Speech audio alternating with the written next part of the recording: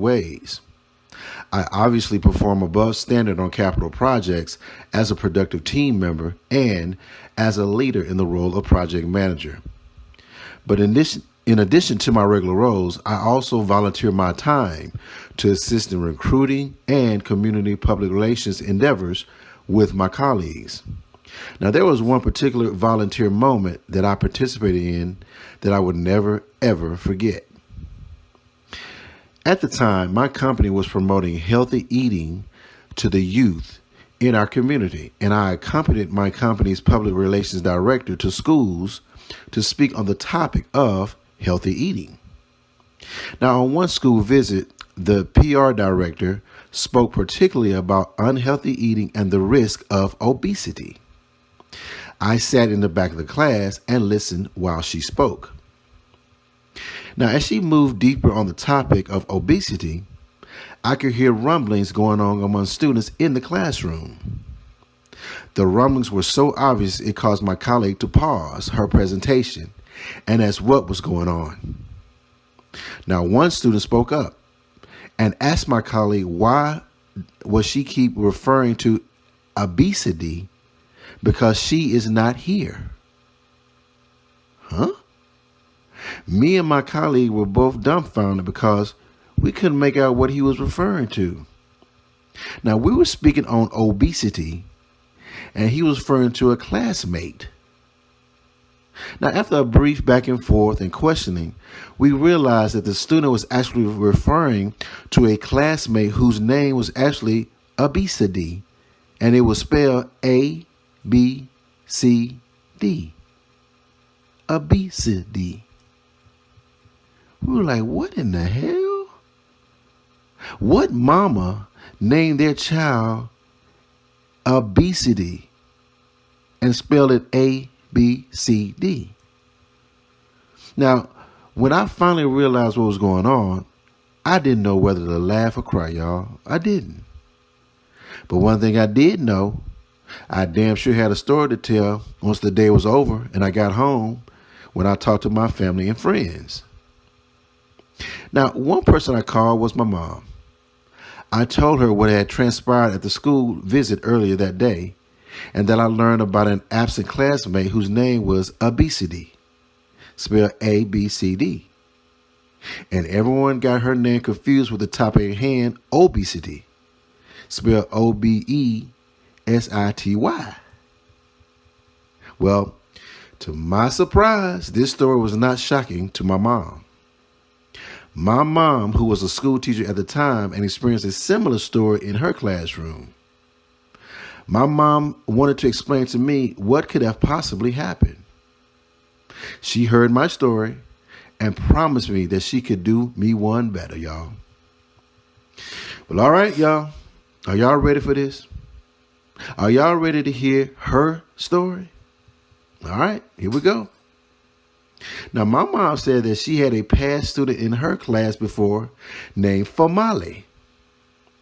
That's right, Famali. And she thought, wow, that's an odd name to have. So she probed the student to find out the name's origin.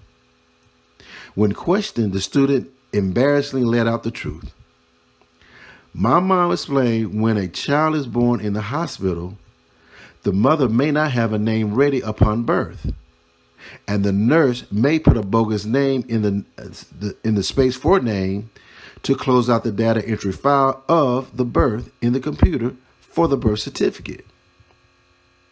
Now, in a lot of cases, they may use the word female for a girl, and they may use the word male for a boy. Now, in the case of my mom's student, her mom saw the word female on the birth certificate, interpreted what she saw as Famali, and in turn named her newly born child Famali, y'all. Can you believe that? She named her child Famali because she misinterpreted the filler word female on the damn birth certificate, y'all. Oh my God. Oh my God. Okay, now let's go back to the obesity, shall we? So my mom explained that in the case of obesity, the exact scenario probably happened. The nurse put A, B, C, D in the space for the name on the birth certificate. Now the mom saw A, B, C, D and named her newborn child obesity. Let me repeat that again. The nurse put A, B, C, D in the space for the name temporarily on the birth certificate. But when the mom saw A, B, C, D on the birth certificate temporarily, she thought that would be a nice name to name her child. And so she said, I would name my child obesity. Spelled A-B-C-D. Man, listen, man. You cannot make this shit up. You cannot. You cannot. I thought I was about to tell my mom this unbelievable story that I had experienced. And damn it, she topped it. Yeah. She topped it, y'all. Well, there you have it. My quick story time. I told this story to Shakira during bedtime pillow talk, and she damn near fell on the floor, y'all. She damn near fell on the floor. This is just another chapter of the day in the life of Shakira and Ebony Man 2K. And we both, along with obesity and family, thank you for sharing this time with us.